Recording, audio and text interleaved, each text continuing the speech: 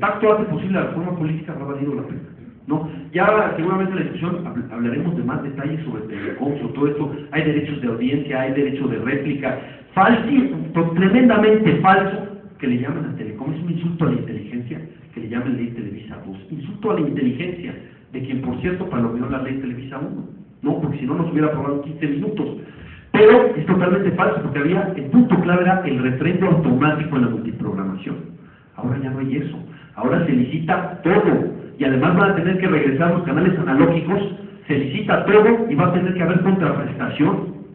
Son tremendas mentiras para justificar el no.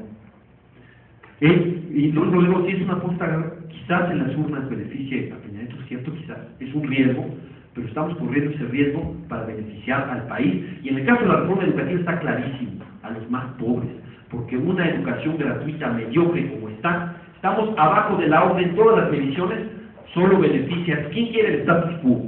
¿O queremos que esto se descomponga? A ver, cierto, miren, la verdadera cosa en el PRD no es por el rumbo, nos pusimos de acuerdo en Acapulco, este era el rumbo.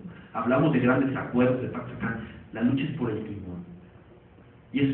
Y luchar por el timón a costa del beneficio de la gente se llama una cosa, eso se llama sectarismo.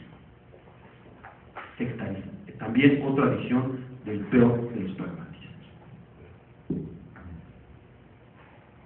Agradecemos las palabras al diputado Fernando de la Monserrat y a continuación se da la palabra, no sin antes presentar al licenciado Gibran, que por error omití su pequeña semblanza. Bueno, Gibran Ramírez es licenciado en Ciencias Políticas y Administración Pública, especialidad en Ciencia Política por la Universidad Nacional Autónoma de México. Es candidato a la medalla Gabino Barrera, que se distinguirá el próximo mes. Se desempeña como docente en la Facultad de Ciencias Políticas y Sociales y en el Bachillerato del Colegio Madrid. Ha publicado artículos en El Universal, Nexos y La Plurbe, entre otros, además de haber colaborado en revistas especializadas como la Mexicana de Análisis Político o Estudios Políticos, editada por esa facultad.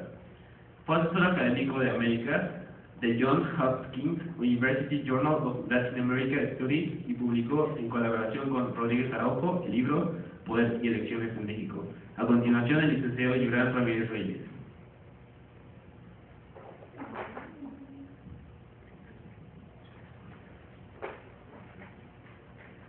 Bueno, celebro el llamado al debate que se ha hecho aquí y procederé a leer una ponencia que escribí porque yo no soy tan ordenado al hablar como Luisa y Fernando, que tienen mucha experiencia en eso. El Pacto por México es varias cosas a la vez. Le llamé a la ponencia el pacto que mueve a México, a la derecha. Voy a intentar explicar por qué. Es primero un mecanismo hegemónico que estabiliza el régimen político neoliberal y tecnocrático. Es después un instrumento artificial para refuncionalizar el presidencialismo mexicano tradicional. Y es, por último, un espacio de negociación muy limitado. En suma, se trata de la modernización del régimen imperante. En esta ponencia intentaré trazar algunas líneas para interpretar el pacto desde la teoría política, yendo de aspectos generales hacia aspectos específicos. Unidad, hegemonía y marginalidad. Enrique Peña es uno de los presidentes de los últimos tiempos que tiene más condiciones a su favor para ejercer el poder. En la pasada elección, los partidos de derecha, PRI Verde, PAN y PANAL, obtuvieron en su conjunto 65.89% de la votación, con 33.037.300 votos reconocidos en el cómputo final. Esta votación es mayor a la que estos mismos partidos alcanzaron en 2006, pero menor a la que la derecha partidista obtuvo en el 88, el 94 y el 2000. Es obvio, por la contundencia y la diferencia de votos, que el de Atlacomulco no será, no es, de lejos, un presidente tan débil como Felipe Calderón. Sin duda también cuenta con más legitimidad que Carlos Salinas de Gortari, que logró impulsar las más profundas reformas que anclaron el nuevo régimen y pusieron en acuerdo al PRI y al PAN para sostenerlo, pues supo morigerar con gestos populistas y calideo mediático el peso de la caída del sistema del 88. El triunfo de Peña no es cuestionado en términos brutos, como lo fue el de Calderón o el de Salinas, aunque sí lo sean las condiciones del proceso y aspectos más profundos de la cultura política dominante. Si investigaciones como la del caso Monex no prosperan, Peña no tendrá de qué preocuparse en esta materia.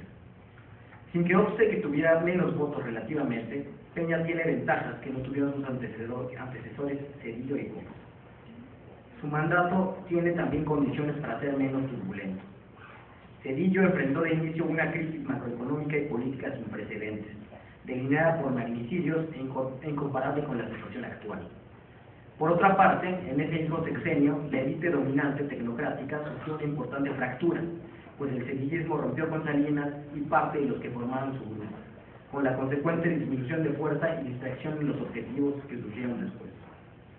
Fox, por su parte, llegó gozando de la legitimidad de las urnas que está asociada directamente a la alternancia y por tanto al antipriismo que se proyectó en la campaña.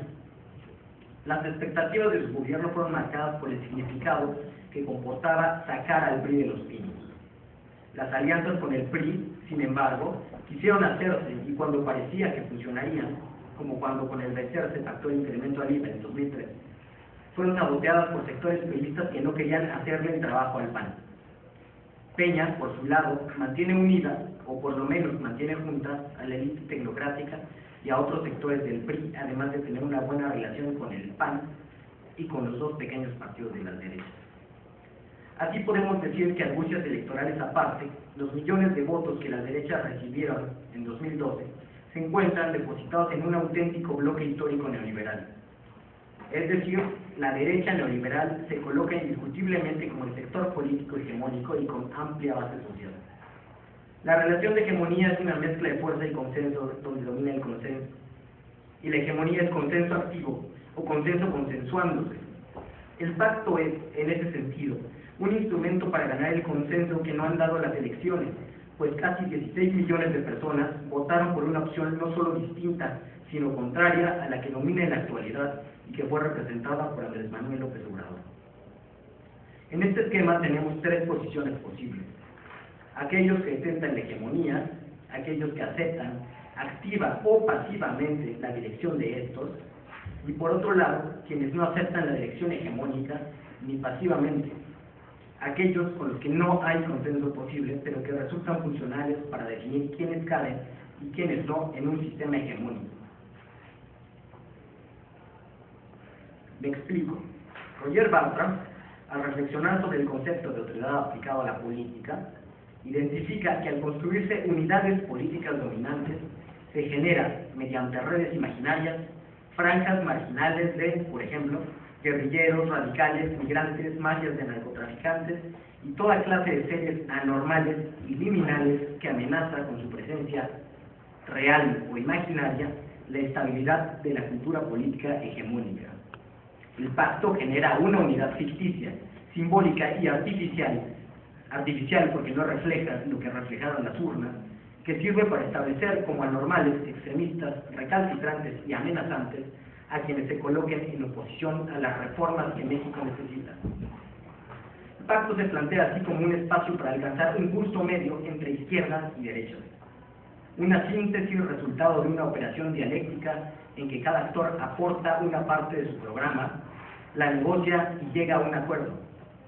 No obstante, y para decirlo con Gramsci en su cuaderno 15, el hecho de que entre las fuerzas históricas una asuma la función de síntesis superadora de los extremismos opuestos es una necesidad dialéctica, no un método a priorista, como lo es el pacto. Sigo con la cita. Y saber encontrar en cada ocasión